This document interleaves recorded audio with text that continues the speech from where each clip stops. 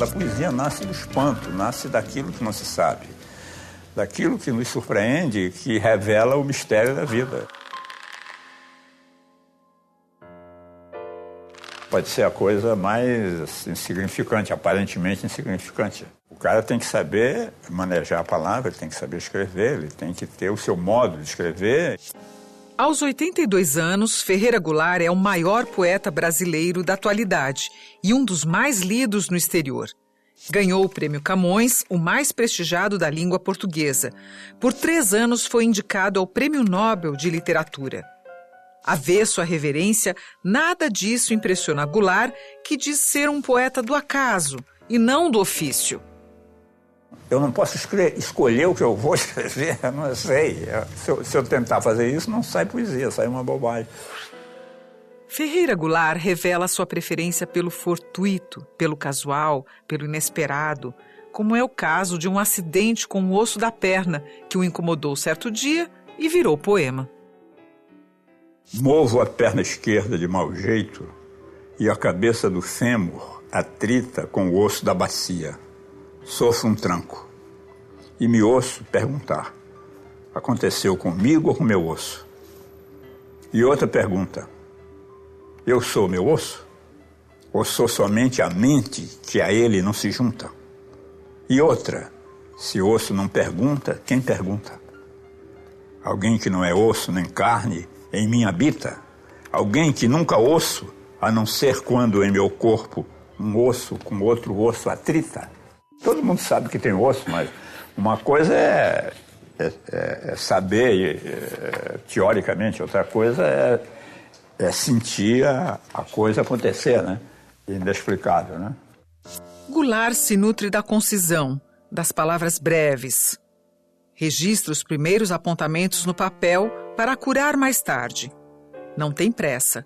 Já chegou a levar 1 década para publicar um livro. Com 60 anos de poesia, Ferreira Goulart percorreu controvertidas vertentes poéticas, descobriu o modernismo, impulsionou o concretismo, fez manifestos por meio do cordel. Mas foi com o parnasianismo que ele estreou como poeta em 1949. Eu nasci em São Luís, no Maranhão, né? E vivi lá até os 21 anos. Então a minha poesia era poesia que se fazia na época lá, era uma poesia parnasiana, poesia como escreviam Bilac, Arlindo Correia. Não se tinha ainda tomado conhecimento da poesia moderna. Eu escrevi, publiquei um livro que eu escrevi com 18 anos, mas esse livro eu reneguei, porque é um livro imaturo. O livro A Luta Corporal é considerado a obra precursora do movimento paulista de poesia concreta que surge em 1956. Goulart rompe definitivamente com a métrica, agrega estética gráfica e constrói uma poesia visual. As palavras se decompõem, o poema ganha múltiplas leituras. Aí já é uma poesia moderna, uma poesia com indagações próprias, minhas, inclusive diferente da própria poesia brasileira da época, tanto que o livro termina com a desintegração da sintaxe, da palavra. É um livro que causou um certo impacto por isso, porque ele era um livro diferente. Depois da Luta Corporal, eu fui fazer poesia concreta, depois poesias objetos, poemas objetos, os poemas neoconcretos, e depois eu abandonei a vanguarda e entrei para a luta política e fui fazer poema de cordel, puramente político, sem nenhum interesse literário maior, uma coisa realmente para contribuir para a reforma agrária, para a luta a favor do socialismo.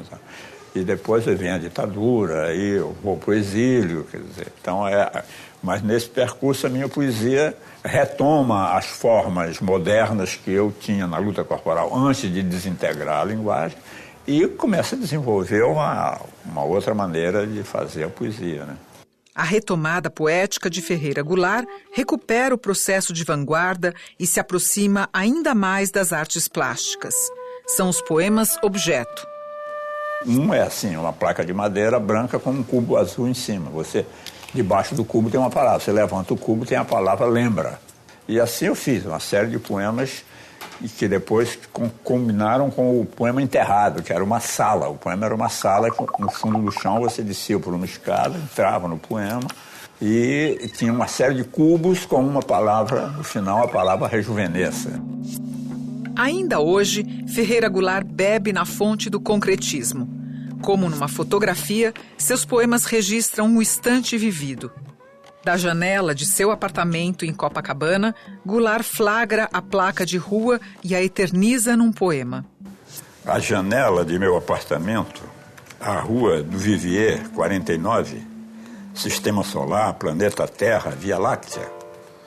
Limpo as unhas da mão por volta das 4h40 da tarde do dia 2 de dezembro de 2008, enquanto na galáxia M31, a 2.200.000 anos-luz de distância, extingue-se uma estrela.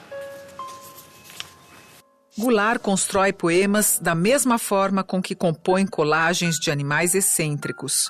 Ele cultiva a busca incansável por novas formas e sensações. Eu estou trabalhando um dia, junto uns papéis cortados, jogo sobre uma folha branca e vejo que aquilo ali formou um bicho. Aí acho engraçado, aí começo a fazer outros e vou fazendo. Aí eu botei esse nome aqui, Zoologia Bizarra. Isso aqui parece um bicho berrando com outro, no grito. Essa aqui parece o quê? Uma aranha caranguejeira. Negra em seu veneno espera pacientemente pela vítima. É uma coisa, uma brincadeira. Nessa brincadeira, reafirma o conceito que já documentou em verso e prosa. Não faz arte para imitar, mas para reinventar o que existe. Desde que eu vi o primeiro quadro, a primeira reprodução de pintura, eu gostei, me chamou a atenção e eu me apaixonei por aquilo. Eu quis até ser pintor, antes de ser escritor, antes de ser poeta, eu queria ser pintor. Virei crítico de arte, passei a escrever sobre arte. Ia estudar e ler, eu não me considero artista plástico, não.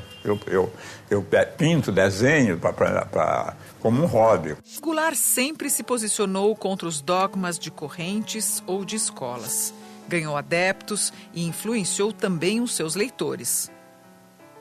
Um artista de São Paulo que fez, ele partiu do meu poema concreto Mar Azul, aí você marco azul, aí faz assim, fica arco azul, aí fica barco azul, aí termina ar azul, que é o fim do poema. Ele conseguiu, uma caixinha, fazer o poema inteiro. Hein? Como leitor, a primeira grande descoberta de Goulart foi saber que existiam poetas em São Luís do Maranhão, sua cidade natal.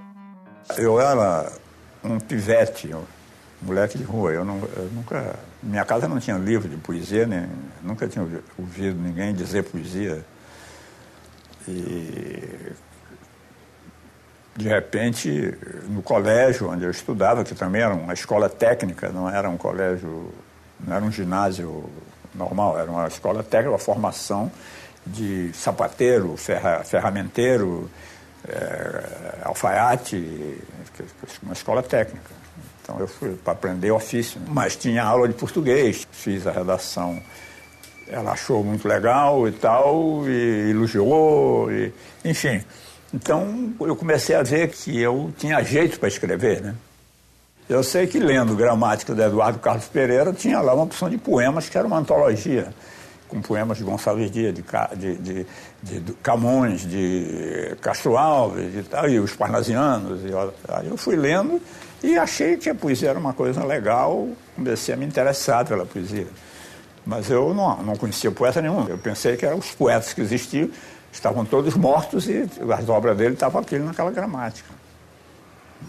Então, tanto que quando minha irmã me disse que havia um poeta lá perto da nossa casa, que era pai de uma amiga dela, eu duvidei que fosse verdade. Eu falei, não, não tem poeta, tudo já morreu. Não tem, está vivo lá ainda e tal. A cidade estava cheia de poetas, só eu que não sabia, né? Aí eu fui para lá e me juntei com eles, aí comecei a virar um poeta. Virou poeta e revirou a poesia. A vida de Ferreira Goulart rima com os versos inesperados e imprevisíveis de seus poemas. Estou à toa na vida.